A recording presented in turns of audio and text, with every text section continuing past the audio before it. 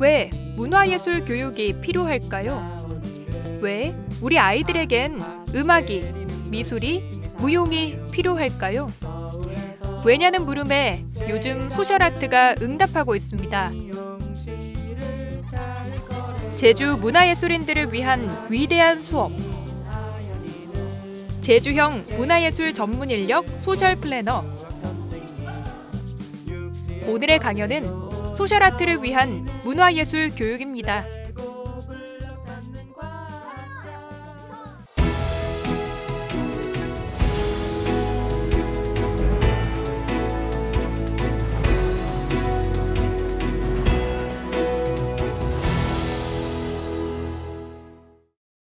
안녕하십니까. 저는 경희대학 문화예술경영연구소에 있는 백영이라고 합니다. 오늘 저는 소셜 아트로서의 문화예술 교육에 대해서 간단하게 설명드리도록 하겠습니다. 여러분에게 15년 역사를 가진 문화예술 교육과 어찌 보면 조금은 새로운 개념으로서 접근하고 있는 소셜 아트에 관한 이야기를 나누도록 하겠습니다. 기본적으로 문화예술 교육 혹은 소셜 아트라고 하는 것이 사회와 예술 그리고 시민 이 세 영역이, 세 섹터가 서로의 경험을 통해서 존재를 인정하고 성장하는 구조를 가지고 있다고 생각하고 있습니다. 그래서 우리 사회가 어떻게 변하는가, 이것을 우리 사회의 예술가들이 어떤 방식으로 예술로 구현해내는가, 그 예술에 대한 시민의 접근과 그 예술을 통해서 삶과 문화가 어떻게 변화하는가 하는 이 세 가지의 연계 속에서 오늘의 이야기를 진행하도록 하겠습니다. 우리 사회는 21세기 굉장히 큰 변화를 기대했고 그 기대가 하나씩 현실로 일어나고 있는 것 같습니다.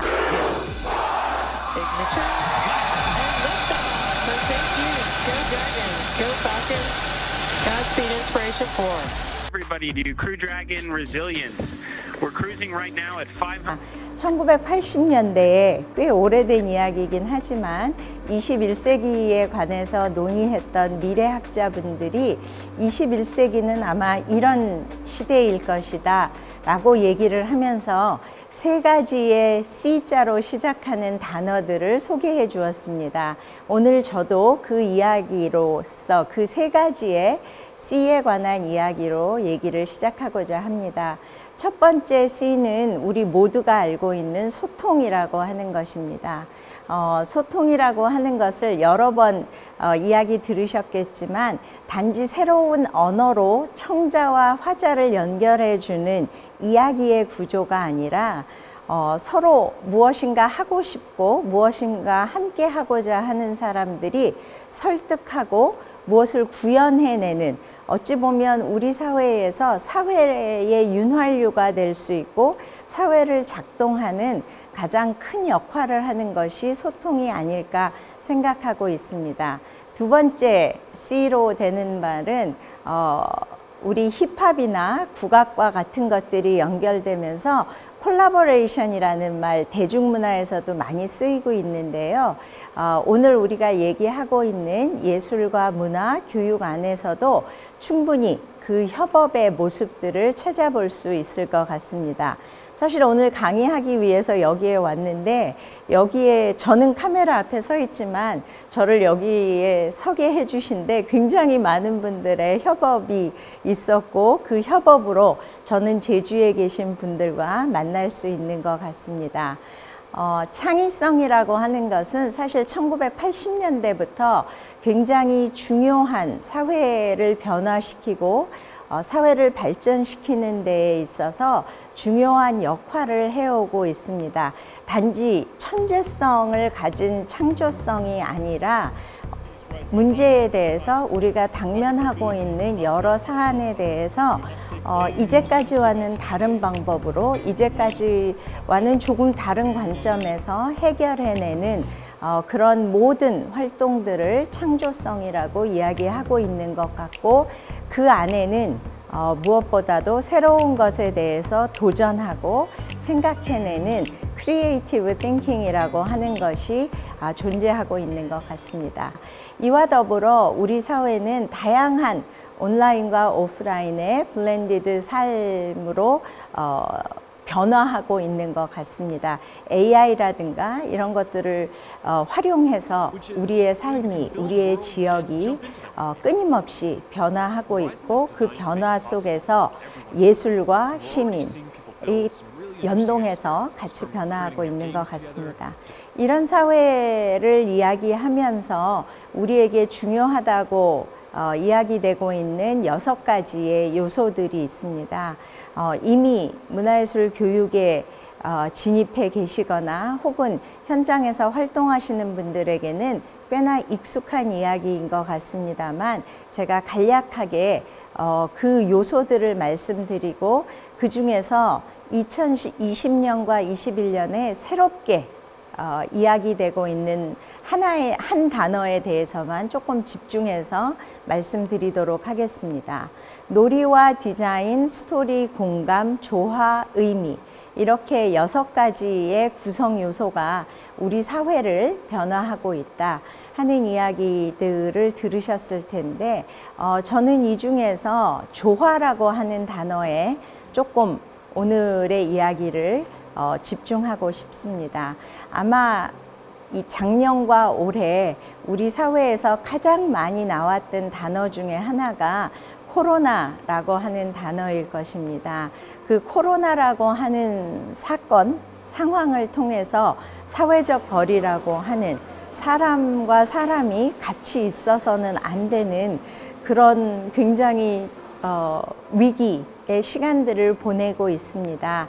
그런데 그 문제를 들여다보면 자연과 인간, 문명과 자연의 조화가 깨졌을 때 일어난 어찌 보면 불상사인 거죠. 그래서 과연 자연과 인간, 문화와 문명, 또 각각의 개체들이 조화롭게 삶을 만들어 간다는 것은 어떤 것인가 하는 것이 문화를 기획하고 새로운 소셜 아트의 영역을 준비하고 계신 분들에게 중요한 시사점이 되지 않을까라고 생각합니다.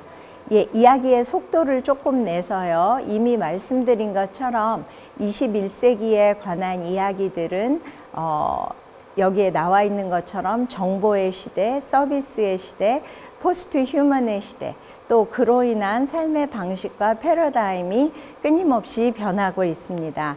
이 중에서 그러면 이런 변화 속에서 이런 변화에 대응하기 위해서 한 사람 한 사람 국민으로서, 시민으로서 혹은 제주도 주민으로서, 도민으로서 어떠한 역량이 필요할까라는 것을 생각해 보면 그것은 당연히 문화적인 역량, 어떻게 삶을 이해하고 지역을 이해하고 내 이웃을 이해하고 그들과 함께 나의 삶을 만들어가기 위해서 나를 표현하고 공감하는 그런 능력에 대해서 역량에 관한 이야기들을 하고 있는 것 같습니다. 자, 이와 같은 사회에서 말씀드린 것처럼 다른 사람을 이해해야 하고 나를 드러내야 하고 자연과 문화가 조화롭게 살아야 하는 데에 가장 큰 역할을 해온 것이 바로 예술이라고 할 수 있습니다. 예술이 무엇인가 라고 물으면 제 경험으로 봐서 초등학교 교사일 때에는 글이기요, 조각이요, 사진이요 라고 하는 장르나 유형을 이야기했다면 이제는 예술은 표현하고 생각하고 자기를 드러내고 다른 사람에 대한 새로운 것을 발견하고 또 그것들을 통해서 창의적인 생각을 할 수 있는 것이 아닌가라고 생각합니다. 그래서 저는 예술과 관련된 2개의 핵심적 역량을 창의성과 감성으로 보고 있고, 우리 미래사회, 단지 미래사회가 아니라 오늘을 살아가는 우리에게도 이와 같은 감성과 감각의 역량이 얼마나 중요한가에 대해서 매일매일 새롭게 느끼고 있습니다. 그러면 문화와 예술의 경험이라고 하는 것이 왜 중요할까? 라고 하는 것을 생각해 보면, 예술과 문화 모두가 지향하는 것은 전인적이고 전방적인 성장이라고 하는 것입니다. 과연 무한의 성장이 가능할까? 라고 이야기하시는 분들도 있지만, 무한의 직선적 성장이 아니라 수평적으로, 전인적으로 느끼고 보고 생각하고 표현하고 함께하는 인간의 모든 역량이 성장하는 것을 의미합니다.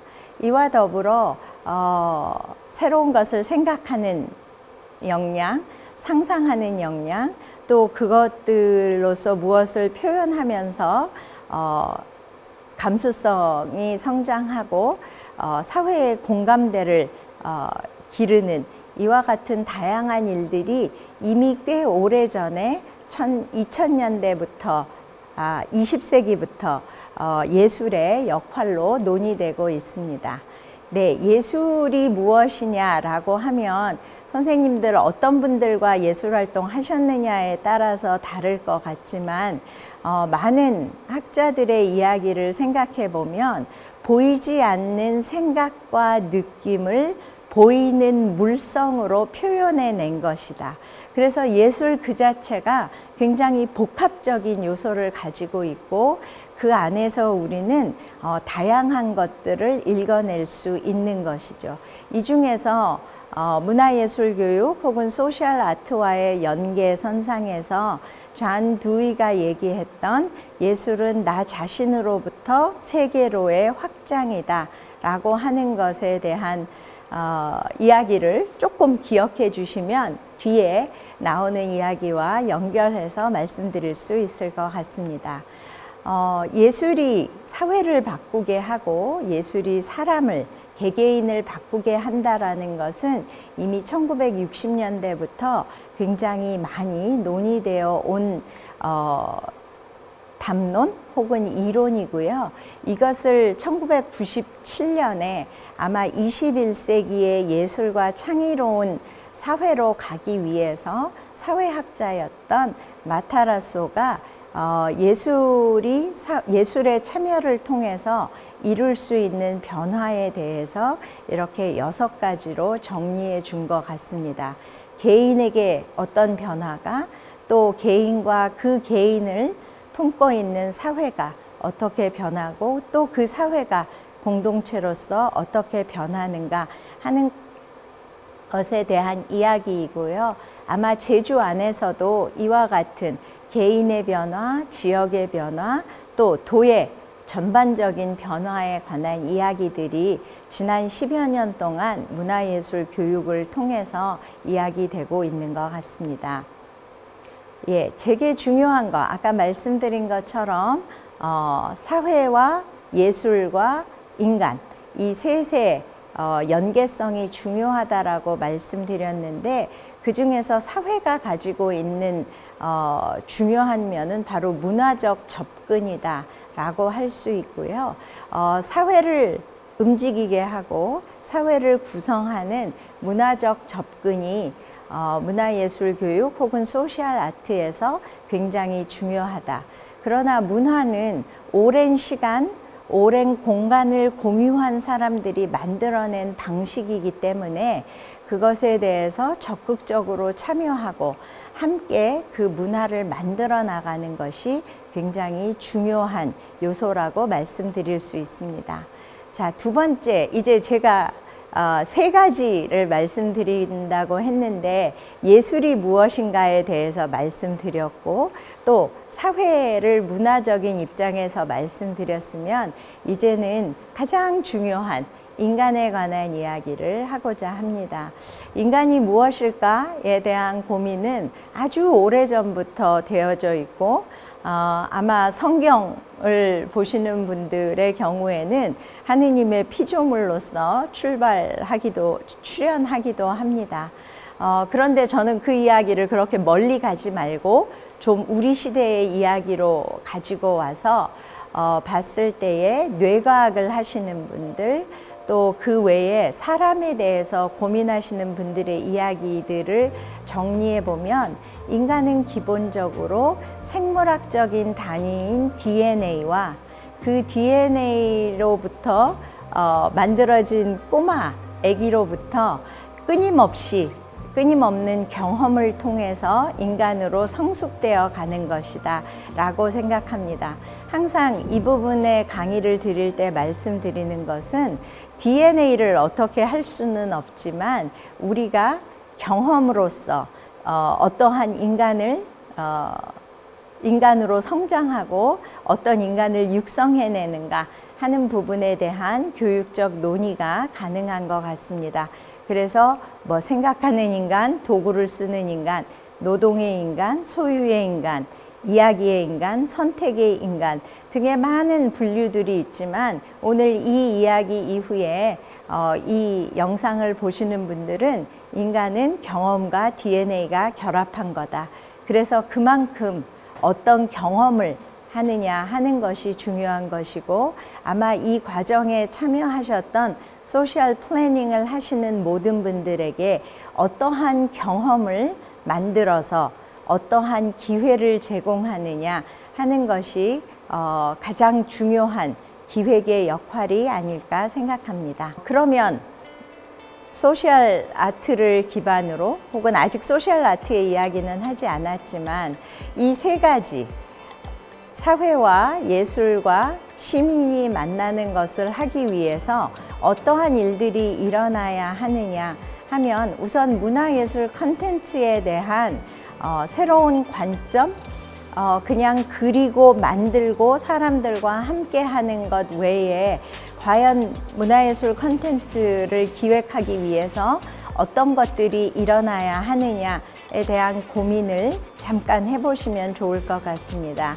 제게 문화예술 콘텐츠의 중요한 두 요소는 과연 우리가 지역과 현장을 어떤 방식으로 품어내고 있는가 하는 소셜 매핑에 관한 것과 그 지역에 대한 이해, 사람에 관한 이해를 가지고 어떠한 가치적인 상황, 무엇을 탐구할 수 있는 기회, 무엇인가의 경험이 될 수 있는 콘텐츠로의 개발이 중요한 것 같습니다. 그래서 이렇게 사람에 대한 고민, 지역에 대한 고민, 예술에 대한 고민을 가지고 이제부터 어떤 콘텐츠를 개발하고 누구와 만나고 그들의 경험 속에서 무엇을 발견하고 찾을 수 있게 할까 하는 것이 문화예술 교육 혹은 소셜 아트의 기획자로서의 첫발이 아닌가라는 생각을 합니다. 자, 그러면 이제 본격적으로 소셜 아트라고 하는 것이 어떻게 이야기되어야 할까 하는 것에 대해서 말씀드리겠습니다.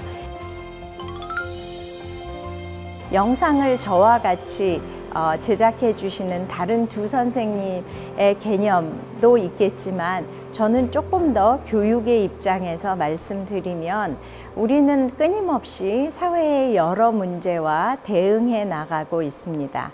그런 대응해 나가고 있는 여러 방식을 좀 더 예술과 창의성을 접목해서 해결해 나가는 시도가 소셜 아트가 아닌가라고 생각하고 있고 그 소셜 아트를 위해서 예술가이신 아티스트 분들이 본인의 작업에 대한 생각을 조금 사회와 사람에 관한 고민으로 확장할 때 그분의 역할은 소셜 아티스트로서의 새로운 역할을 하게 되는 것이고 그분과의 활동을 통해서 혹은 그분과의 같은 고민을 통해서 사회적으로 참여하면서 해결할 수 있는 방안을 찾지 않을까라고 생각합니다. 이것은 단지 팔짱 끼고 사회의 변화를 대상화하는 하여서 보는 것이 아니라 좀 더 내가 그 안에 있는 구체적이고 주도적이고 자발적인 참여의 행위를 포함한다라고 말씀드리겠습니다. 자, 그러기 위해서 소셜 아티스트가 무엇을 혹은 어떤 소셜 아티스트가 어떤 방법으로 사람에 대해서 사회에 대해서 생각해야 하느냐라고 하는 것이 또다시 이슈로 떠오를 것 같습니다. 그 중에 이제 중요한 것은 예술 교육을 이전에는 사회 취약계층, 소외계층, 뭔가 이전에 예술을 할 수 없었던 분들에게 공공이 지원되는 방식이었다라면 이제는 그것보다는 훨씬 더 확장된 개념에서 우리 시민 한 사람 한 사람의 삶 속에서 예술이 필요한 순간, 예술과 만나야 하는 순간들을 스스로 인지하고 발견하고 내 문제를 예술과 해결해 나갈 수 있는 그런 모형들이, 그런 유형들이 많이 만들어졌으면 합니다. 그래서 이제는 소외계층 혹은 생애주기별 참여자가 아니라 학교 안에서 약간은 느린 학습자 혹은 학교 안에서 친구들과 활발하게 교제 활동을 하지 않는 친구들 혹은 물리적으로 폭력하지는 않더라도 감성적으로 사회적으로 일어나고 있는 크고 작은 폭력 혹은 가족 간에서의 관계를 형성하는 이런 다양한 영역으로 확대될 수 있고 이 모든 소셜 아트의 궁극적 목표는 치유와 성장으로 다가가는 것이라 생각합니다. 그러면 치유와 성장으로 간다라는 것은 무엇인가? 우리 모두가 가지고 있는 어느 순간순간 느끼는 낮아지는 자신감과 자존감 혹은 친구에 대해서 제가 왜 저럴까? 라고 생각하는 것이 아니라 저럴 수도 있어. 나래도 저렇게 할 거야. 라고 하는 공감의 영역, 또 무엇인가 만들어가고 이루어간다라는 성취감, 그 성취감 안에서 내가 나를 이해하는 또 다른 표현력을 갖게 되고 이런 것들이 어찌 보면 앞으로 우리가 만들어가는 사회의 새로운 가치와 태도를 만들어준다라고 생각하고 있습니다. 그러기 위해서 우리 어떤 고민들을 해야 하는가 하는 소셜 플래너로서 혹은 소셜 아티스트로서 혹은 문화예술 교육가로서의 생각의 변화가 필요로 하는데요. 그 변화는 무엇을 할까? 어떻게 하지? 라는 생각에서 이게 지금 왜 이 일이 일어날까? 나는 여기에서 어떻게 이 문제를 대면하고 나의 해결책은 무엇일까? 라고 하는 왜로부터의 사고의 변화가 그 어느 때보다 필요한 시점인 것 같습니다. 그래서 예술을 하지 마시고 예술이 왜 우리 사회에서 필요하고 지금 이 소셜 아트가 어떠한 역할을 할 것인가에 대한 고민에 대해서 한 번 더 강조드리면서 이렇게 문화예술 콘텐츠를 구성하는 철학적 사유, 문화적 서사, 공학적 실행의 세 가지를 말씀드리고자 합니다. 아까까지가 담론이었다면 이제 남은 시간은 이 문제를 어떤 방법으로 해결할까에 대한 이야기를 드리도록 하겠습니다. 첫 번째 우리가 생각해야 되는 것은 사실 서양에서는 한 1990년대부터 하나의 사회운동으로서 출발한 메이커 무브먼트라고 하는 것이 있습니다. 이것은 우리 모두 한 사람 한 사람이 무엇인가 만들 수 있고 무엇인가의 과정을 통한 결과물을 생산하는 사람이라고 하는 것입니다. 그래서 내가 나를 표현하고 나를 시로도 표현하고 그림으로도 표현하고 어떤 때에는 연극이나 뮤지컬 안에서 나를 드러내는 그런 과정이라고 볼 수 있습니다. 이 메이커 무브먼트를 단지 목공이라든가 수예 공예와 같이 물리적으로 만들어내는 것에 집중하기보다는 나를 하나의 생산의 주체로서 봐주시고 나의 재능과 나의 잠재력을 발견해낼 수 있는 하나의 방법으로 생각해 주셨으면 좋을 것 같습니다.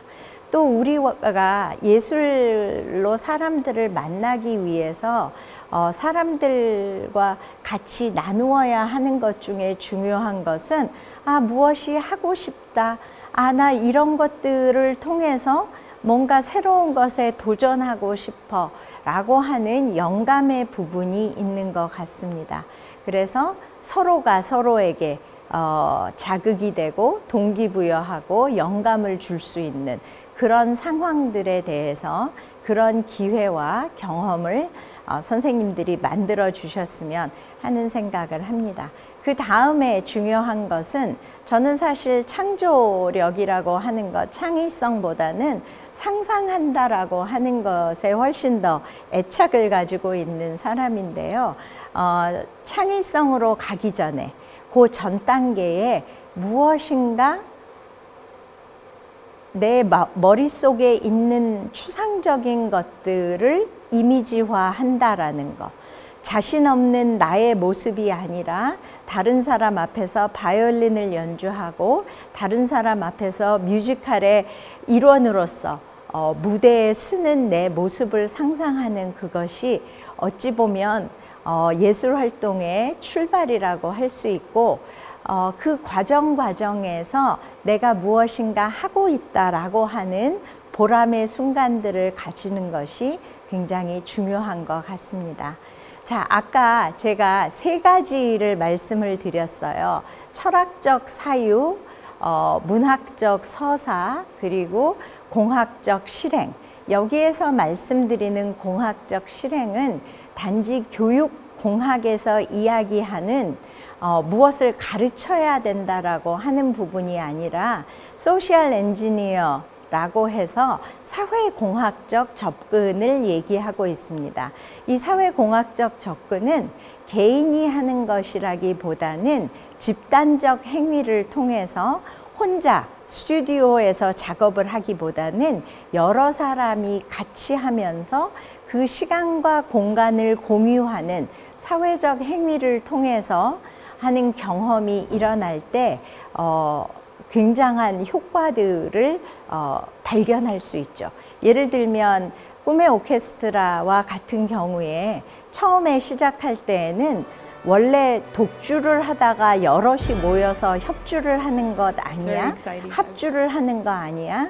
라고 생각했는데 아주 초반에 악기를 전혀 경험하지 않았던 친구들이 옆에 있는 친구와 같이 배우면서 함께 성장해 나가는 모습을 보았을 때 그것은 교육공학이 아닌 사회공학으로서 함께 한다라고 하는 이 부분을 교육 안에 잘 풀어낸 사례가 아닌가라고 생각합니다. 저는 그거와 더불어 가장 중요한 것 중에 하나가 자발적 참여, 주도적 참여라고 생각합니다.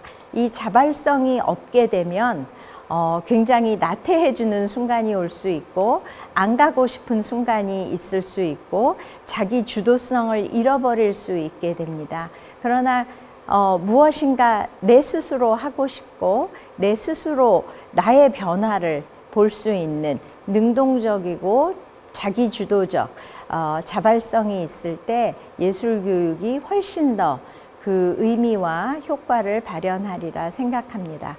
지금 말씀드린 이 5가지의 요소가 어찌 보면 선생님들이 소셜 아티스트로서 그 상황과 경험을 만들어 가시는 데에 담론적으로 필요한 5가지의 요소가 아닌가라고 생각합니다. 제 개인적인 경험으로 말씀드리면 사실 저는 2010년에 제주문화재단이 출발할 때부터 지역 특성화나 꿈다락 토요문화학교 혹은 아트리치 프로그램에 작은 도서관과 연계하는 현장 사례들을 제법 봐왔고요. 가장 최근에 한 것은 2019년과 20년에 창의예술교육 랩이라고 하는 것에서 전체적인 운영과 이렇게 총괄, 감히 총괄이라고 해야 될지는 모르겠지만 보면서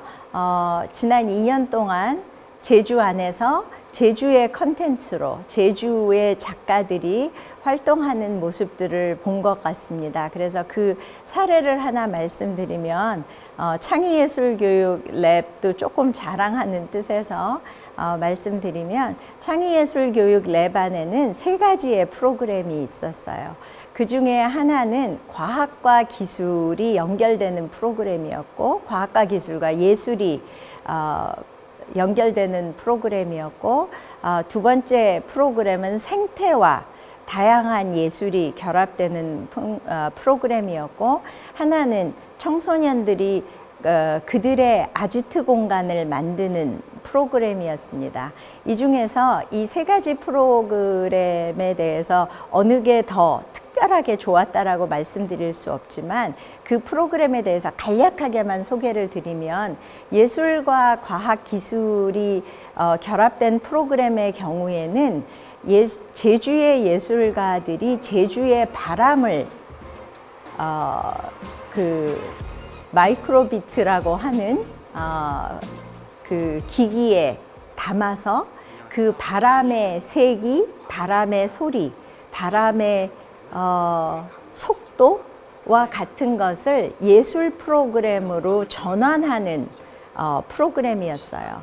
아마 그 프로그램에서 예술가분들이 제주의 바람이 예술 교육으로 예술로 전환할 수 있었다라고 하는 생각을 하지 않으셨으면 아마 그 프로그램은 출발할 수 없었을 것 같습니다. 그래서 그 예술가분들의 감성, 또 제주가 삼다도라고 해서 바람이 굉장히 많은데 누구도 바람으로 예술이나 예술 교육을 진행해 보지 않은 상태에서 한번 제주의 바람이 예술의 모티브가 돼서 그것과 과학기술이 만나는 그런 활동들을 만들었고요. 그것이 마지막에 미디어 패사드로 만들어져서 아이들에게 굉장히 우리는 바람을 수집했는데 수집한 것이 미디어 작품으로 발전하는 모습을 보여주셨고요. 또 두 번째 생태와 결합하는 것에서는 돌문화공원이라고 하는 공원 안에서 비슷하게 제주의 빛을 활용해서 제주의 빛을 수집하고 그 수집된 과정과 수집하는 과정과 수집된 결과물을 가지고 무용과 또 다른 미디어 작품을 했습니다. 생명이 있는 모든 삶은 유기적인 관계로 모두 연결되어 있습니다. 그리고 서로 다른 조건들과 성질이 공존합니다. 생태로운 예술 생활은 내가 존재하는 이유, 내가 존재할 수 있는 조건들을 다양한 관점에서 성찰할 수 있도록 만들어진 생태문화예술교육 프로그램입니다. 서로 공존하는 생명의 경이로운 감수성과 제4차 산업혁명 시대의 데이터 감수성을 접목하여 자연 탐구지능과 감성 탐구지능을 높일 수 있습니다. 사진, 음악, 몸짓, 미디어 아트를 융합한 교수법으로 자연에서 이루어지는 생태계, 디지털 세상에서 이루어지는 생태계가 공존하는 우리의 시대를 살아가는 방식에서 예술적인 질문을 던질 수 있습니다. 여기에서도 생태 예술을 하셨던 예술가 선생님께서 그분의 경험과 그분의 예술이 교육으로 전환될 수 있고 어린이들에게 제주의 빛을 새롭게 볼 수 있는 있었으면 좋겠다라고 하는 의도가 없었으면 아마 가능하지 않았을 것 같고, 그 활동을 위해서 움직임의 선생님, 미디어 선생님, 또 생태예술 선생님, 이런 협업의 구조들이 만들어졌습니다. 그래서 그 협업의 구조를 가지고 아이들이 돌문화공원에서 정말 빛을 수집하기 위해서 혹은 수집된 빛으로 예술 활동하는 모습을 봤을 때에 어찌 보면 제주 고유의 교육의 컨텐츠가 혹은 소셜 아트로서 접근하는 새로운 모습이 아닌가라는 생각을 했고, 의외로 제주의 청소년들이 방과 후에 가서 놀 곳이 없다. 방과 후에 가장 힙하고 핫한 곳이 편의점 앞에 있는 파라솔이다 라고 해서 그 문제를 좀 해결해 보자. 아이들이, 청소년이 과연 자기의 생활 반경, 이동의 반경이 어느 정도인가 하는 것을 GPS를 가지고 기록해 보기도 하고, 또 본인들이 방과 후에 시간을 보내고 싶은 공간을 만들어 보기도 하고, 또 그것을 지역 도서관 안에 설치하면서 자기들만의 공간의 개념, 자기들만의 새로운 놀이 문화들을 만든 것 같습니다. 그래서 다른 프로그램보다는 그 세 프로그램이 좀 더 예술가적인 접근에서 좀 더 기계와 과학 등의 창의로운 문화예술교육 랩이라고 하는 이름답게 실험적이고 도전적인 그런 프로그램이 아니었나 생각합니다. 굉장히 2000년대가 되면서 창의적 사회, 소통의 사회, 문화의 사회로 가면서 예술과 문화가 우리 삶 안에 굉장히 빠른 속도로 진입해 왔습니다. 이제는 지난 10년의 경험을 바탕으로 다음 단계의 재도전 혹은 도약의 시기를 준비해야 되는 시점인 것 같습니다.